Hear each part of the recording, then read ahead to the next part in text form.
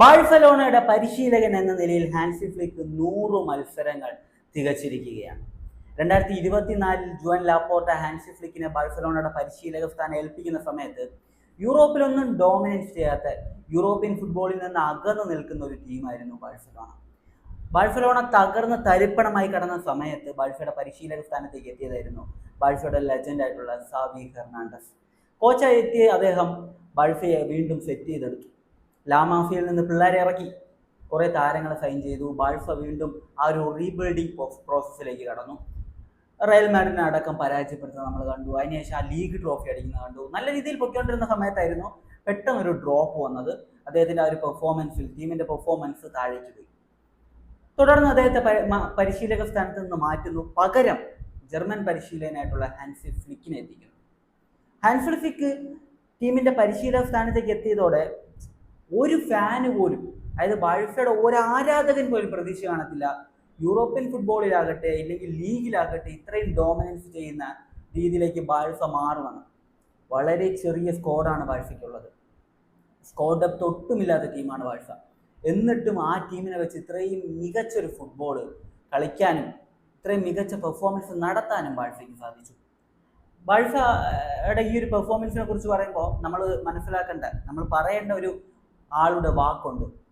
സാക്ഷാൽ Toni Kroos. Real മാഡ്രിഡിന്റെ ഇതിഹാസമാണ് ടോണി ക്രൂസ്. ടോണി ക്രൂസ് പറഞ്ഞിട്ടുള്ള കാര്യം എന്താണെന്ന് വെച്ച് കഴിഞ്ഞാൽ, യൂറോപ്പിൽ ടോപ്പ് 5 ലീഗിൽ ഏറ്റവും ബ്യൂട്ടിഫുൾ ഫുട്ബോൾ കളിക്കുന്ന ടീം അത് ബാഴ്സയാണ്. എന്നാൽ ഈ ഒരു ഗെയിം വെച്ചിട്ട് ബാഴ്സയ്ക്ക് ചാമ്പ്യൻസ് ലീഗ് ഒന്നും അടിക്കാൻ കഴിഞ്ഞെന്ന് വരത്തില്ല. അദ്ദേഹം അത് പറയാനുള്ള കാരണം ബാഴ്സ കളിക്കുന്ന ഒരു ഗെയിം സ്റ്റൈലാണ്. ഞാനും പല വീഡിയോയിലൂടെ കുറ്റപ്പെടുത്തിയിട്ടുണ്ട്, നിങ്ങളും ചിലപ്പോൾ കുറ്റപ്പെടുത്തിയിരിക്കും. പല കണ്ടന്റ് ക്രിയേറ്റേഴ്സും ഈ ഒരു ബാഴ്സ കളിക്കുന്ന ആ ഒരു ഗെയിം സ്റ്റൈലിനെ കുറ്റപ്പെടുത്തിയിട്ടുള്ളവരാണ്. High line, high attacking system. ഇത് വളരെ ഡേഞ്ചർ ആയിട്ടുള്ള ഒരു സിസ്റ്റമാണ്. ഏത് നിമിഷം വേണമെങ്കിലും ഓപ്പോസിറ്റ് ടീമിൽ ഗോൾ അടിക്കാൻ പറ്റുന്ന ഒരു സിസ്റ്റമാണ്. അതായത് ഒരു മാച്ചിൽ ബാഴ്സയ്ക്ക് നന്നായിട്ട് അറ്റാക്ക് ചെയ്യാൻ പറ്റാത്ത സാഹചര്യം വന്നാൽ ബാഴ്സ ഗോൾ വാങ്ങും.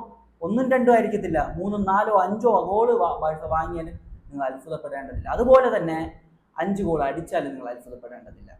അതാണ് ബാഴ്സയുടെ സിസ്റ്റം. 5 ഗോൾ അടിച്ചാൽ അത്ഭുതപ്പെടരുത്, വാങ്ങിയാൽ അത്ഭുതപ്പെടരുത്. ആ രീതിയിലുള്ള ഒരു സിസ്റ്റമാണ് ബാഴ്സ കളിപ്പിച്ചുകൊണ്ടിരിക്കുന്നത്. ഹാൻസി ഫ്ലിക്കിനെ തിരഞ്ഞെടുത്ത ആ ഒരു ചോയ്സ് ഉണ്ടല്ലോ, ആരായാലും ശരി, ജുവൻ ലാപ്പോർട്ട ആണെന്ന് പറയുന്നു. മാനേജ്മെന്റ് ഹാൻസി ഫ്ലിക്കിനെ കോച്ചാക്കാനുള്ള ആ ഒരു തീരുമാനം അത് വേറെ ലെവൽ തീരുമാനമാണ്. കാരണം എന്താണെന്ന് വെച്ച് കഴിഞ്ഞാൽ ബാഴ്സലോണയുടെ DNA ഓൾറെഡി ഉള്ളൊരു കാര്യമാണ്. നിങ്ങൾക്ക് എല്ലാവർക്കും അറിയാം, പാസിംഗ് ഫുട്ബോൾ എന്ന് പറയുന്നത് ബാഴ്സയുടെ DNA ഉള്ള കാര്യമാണ്. അപ്പോൾ പാസിംഗ് ഫുട്ബോളിന് സൂട്ടാകുന്ന ഒരു കോച്ചിനെ തന്നെ കൊണ്ടുവരണം. ഹാൻസി ഫ്ലിക്ക് അങ്ങനത്തെ ഒരു കോച്ച് തന്നെയാണ്. High line, high attacking football എന്ന അദ്ദേഹത്തിൻ്റെ ആ ഒരു സിസ്റ്റത്തെ അദ്ദേഹം ഈസി ആയിട്ട് ബാഴ്സയിൽ ഇംപ്ലിമെന്റ് ചെയ്തു. ബാഴ്സ ഒരു രീതിയിലും ഡോമിനേറ്റ് ചെയ്തില്ല. ഒരു ട്രോഫി പോലും ബാഴ്സ അടിക്കത്തില്ല. ഇത് ഫസ്റ്റ് സീസൺ അല്ലേ, ഹാൻസി ഫ്ലിക്കിന് കൊടുത്തേക്കാം എന്ന രീതിയിൽ വരെ ചിന്തിച്ച ആരാധകര് ആ സീസൺ കഴിഞ്ഞപ്പോൾ അത്ഭുതപ്പെട്ടു പോയി. സത്യം പറഞ്ഞു കഴിഞ്ഞാൽ 3 ട്രോഫി, 3 ഡൊമസ്റ്റിക് ട്രോഫി അങ്ങ് തൂക്കി. ലാലിഗ, കോപ്പ ഡെൽ റേ, അതുപോലെ തന്നെ super copa de Espana. Copa del റേയിലും സൂപ്പർ കോപ്പ ഡി എസ്പാനയിലും ഫൈനലിൽ തോൽപ്പിച്ചിട്ടുള്ളത് റയൽ മാഡ്രിഡിനെയാണ്. കാർലോ ആഞ്ചലോട്ടിയുടെ ചാമ്പ്യൻസ് ലീഗ് അടിച്ചു വരുന്ന റയൽ മാഡ്രിഡ് ഒരൊറ്റ സീസണിൽ 4 തവണ പരാജയപ്പെടുത്തുന്നു. അങ്ങനെ കുറേയേറെ നേട്ടങ്ങളാണ് ഈ ഒരു ഹാൻസി ഫ്ലിക്കിന്റെ കീഴിൽ ബാഴ്സലോണ സ്വന്തമാക്കിയത്. അപ്പോൾ ഹാൻസി ഫ്ലിക്ക് കോച്ചായി എത്തിയതിനു ശേഷം ടീമിൽ വന്നിട്ടുള്ള മാറ്റം എന്തായിരുന്നു?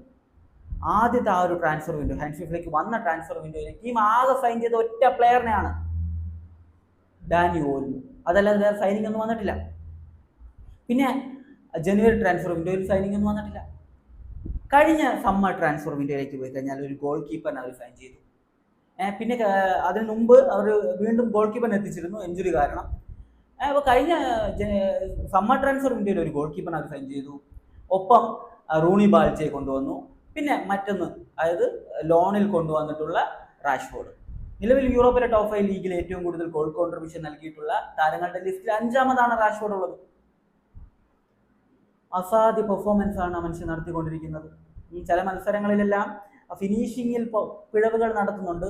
അത് മാറ്റിക്കഴിഞ്ഞാൽ ഒരു സബ്സ്റ്റിറ്റ്യൂട്ട് റോളിൽ ഇറക്കുന്ന ഒരു പ്ലെയർ ഇത്രയും മികച്ച പെർഫോമൻസ് നടത്തുന്ന വേറൊരു ടീമും ഇല്ല. വേറൊരു ടീമിലും ഇങ്ങനത്തെ ഒരു പ്ലെയർ ഇല്ല എന്ന് നമ്മൾ പറയേണ്ടി വരും. ലാമിൻ യമാലിന്റെ ആ ഒരു പൊട്ടൻഷ്യൽ വേറെ ലെവലിലേക്ക് മാറി. റാഫീഞ്ഞ ഒരു ആവറേജ് പ്ലെയറിൽ നിന്നും സൂപ്പർ പ്ലെയറിലേക്ക് റാഫീഞ്ഞ മാറി. ലെവൻഡോസ്കി ഫിനിഷ്ഡ് എന്ന് പറഞ്ഞവരെ കൊണ്ട് ലെവൻഡോസ്കി ടോപ്പ് ക്ലാസ്സിലുള്ള ഒരു പെർഫോമൻസ്. കഴിഞ്ഞ സീസണിൽ 40ഓളം ഗോളായിരുന്നു അത് സ്കോർ ചെയ്തിരുന്നത്. അങ്ങനെ ടീമിൽ മൊത്തത്തിൽ അങ്ങനെ മാറ്റിയെടുത്തു. ടീമിനെ മൊത്തത്തിൽ ഒരു പോസിറ്റീവ് മൈൻഡിലേക്ക് മാറ്റി. അദ്ദേഹത്തിന്റെ ട്രെയിനിങ് സെക്ഷൻസ് ഒക്കെ നിങ്ങൾ ശ്രദ്ധിച്ചു കഴിഞ്ഞാൽ മനസ്സിലാക്കാൻ കഴിയും. ടോപ്പ് ക്ലാസ് ആണ്. പ്ലേയേഴ്സിനെ അങ്ങ് കൊന്നെടുക്കുക എന്നൊക്കെ പറയത്തില്ല, അതുപോലത്തെ ട്രെയിനിങ് സെക്ഷൻസ് ആണ് അദ്ദേഹം പ്രൊവൈഡ് ചെയ്യുന്നത്.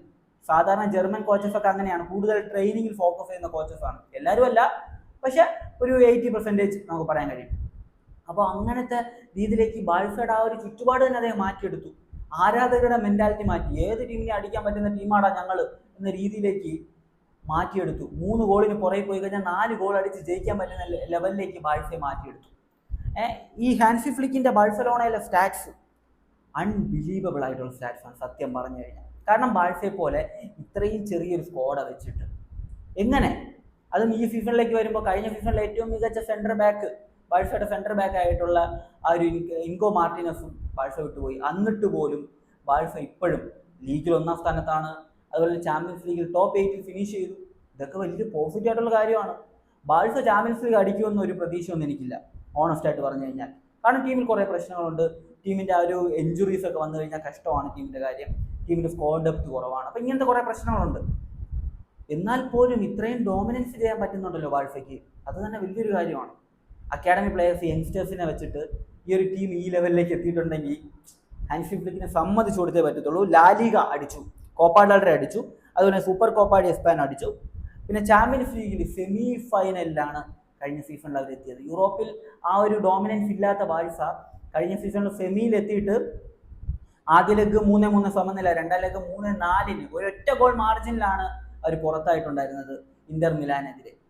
അത്രയും മികച്ച ഒരു പെർഫോമൻസ് അവരുടെ ഭാഗത്ത് നിന്ന് കണ്ടു. കഴിഞ്ഞ ചാമ്പ്യൻസ് ലീഗ് സീസണിൽ ബയൺ മ്യൂണിക്കിനെ അവർ പരാജയപ്പെടുത്തി, ബൊറൂസിയ ഡോർട്ട്മുണ്ടിനെ അവരെ പരാജയപ്പെടുത്തി. അങ്ങനെ വമ്പൻ ടീമുകളെല്ലാം അവർ അടിച്ചിരുന്നു. വളരെ മികച്ച രീതിയിലായിരുന്നു കാര്യങ്ങൾ പറ്റിക്കൊണ്ടിരുന്നത്. ഈ സീസണിൽ കുറച്ച് ഡ്രോപ്പ് ആയിട്ടുണ്ട്, ഇല്ലെന്ന് പറയുന്നില്ല. അപ്പോൾ ഈ സീസണിലേക്ക് വരുമ്പോൾ ഇപ്പോൾ തന്നെ സൂപ്പർ കോപ്പ ഡി എസ്പാൻ അടിച്ചിട്ടുണ്ട്. 4 ട്രോഫി ആയി കഴിഞ്ഞു. 75 വിജയം, 100 മത്സരങ്ങളിൽ 75 വിജയം, 16 തോൽവി, പിന്നെ ബാക്കിയുള്ളതെല്ലാം സമനിലയാണ്, 9. അപ്പോൾ ആ രീതിയിലാണ് കാര്യങ്ങൾ പോയിക്കൊണ്ടിരിക്കുന്നത്. വേറെ ലെവൽ പെർഫോമൻസ്, അതല്ലാതെ വേറെ ഒന്നും പറയാനില്ല. 37 ഡിഫറെൻറ്റ് പ്ലേയേഴ്സിനെയാണ് ഹാൻസി ഫ്ലിക്ക് ഉപയോഗിച്ചിട്ടുള്ളത്. 37 പ്ലേയേഴ്സിനെ മാറ്റി മാറ്റി അദ്ദേഹം ഉപയോഗിച്ചിട്ടുണ്ട് ഈ ഒരു കാലയളവിൽ. ഓർക്കുക, 2 സീസൺ പോലും തികച്ചായിട്ടില്ല. ഒരു 1.5 സീസണിലാണ് 37 പ്ലേയേഴ്സിനെ മാറ്റി മാറ്റി ഉപയോഗിച്ചിട്ടുള്ളത്. അക്കാഡമിയിൽ ആ ഒരു ടാലൻസിനെ കണ്ടെത്തുന്നതിലും ഹാൻസി ഫ്ലിക്ക് ഒട്ടും മോശമല്ല. പിന്നെ നമ്മൾ എടുത്തു പറയേണ്ട ചില കണക്കുകളുണ്ട്. 277 ഗോൾ അടിച്ചിരിക്കുന്നുണ്ട് ഹാൻസി ഫ്ലിക്കിന്റെ കീഴിൽ ബാഴ്സ. 277 ഗോൾ. ഇതിനു മുമ്പ് നമ്മൾ നോക്കുമ്പോൾ 282 ഗോളുമായിട്ട് ലൂയിസ് എൻട്രിക്ക് ഉണ്ടായിരുന്നു. അദ്ദേഹം കിടിലൻ കോച്ചാണ്, അറിയാലോ. 277 ഗോൾ അടിച്ചിട്ടുണ്ട്, 118 കൺസീഡ് ചെയ്തിട്ടുണ്ട്. അത് വേറെ കഥ, അറിയാലോ. ഡിഫൻസ് മോശമാണ്, സ്കോർ ഡെപ്ത് കുറവാണ്, ഇങ്ങനെ കുറേ പ്രശ്നങ്ങൾ ടീമിലുണ്ട്.